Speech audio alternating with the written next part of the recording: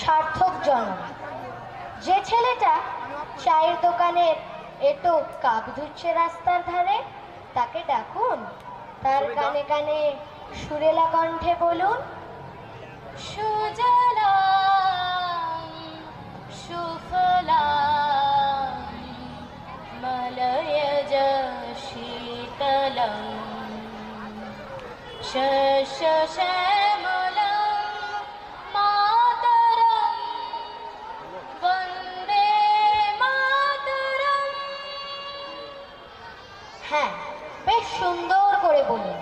যে মেয়েটা চাকরির নাম করে বনগা কিংবা চাকদা থেকে রোজ সকালে ট্রেনে সেজে গুজে শহরে আসছে শরীর বেচে চাল ডাল নুন কিনতে, তাকে ডাকুন, তার কানে কানে বলুন, সার্থক জনম আমার, জন্মেছি এই দেশে।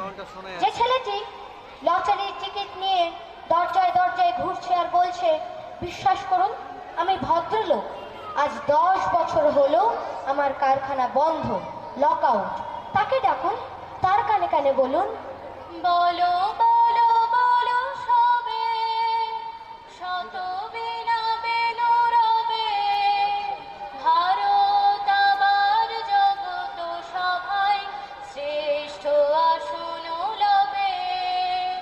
বলো বলো বলো সবে শত বিনা বেনো রবে, ভারত আবার জগত সভায় শ্রেষ্ঠ আসন লবে।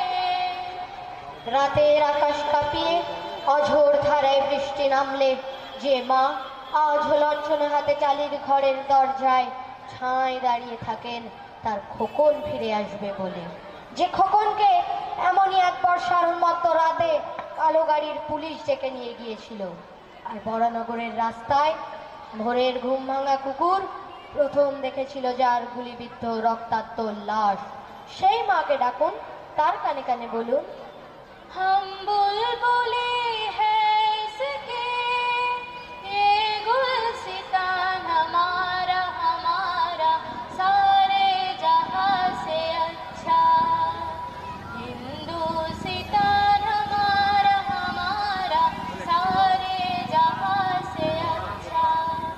हम बुलबुले हैं इसके ये गुलसितान हमारा हमारा सारे जहां से अच्छा।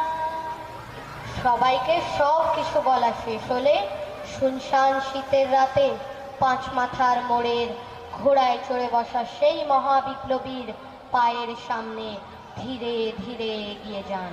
ফাঁকা রাস্তায় রাতের বাতাসে কান পাতুন, শুনতে পাবেন সেই বিপ্লবী পুরুষের বজ্রকণ্ঠ, আমি তোমাদের কাছে রক্ত চেয়েছিলাম তোমাদের স্বাধীনতা এনে দেব বলে, আমি পারিনি, কিন্তু আমি আমার সমস্ত জীবন উৎসর্গ করেছি, আর তোমরা তোমরা ধন্যবাদ।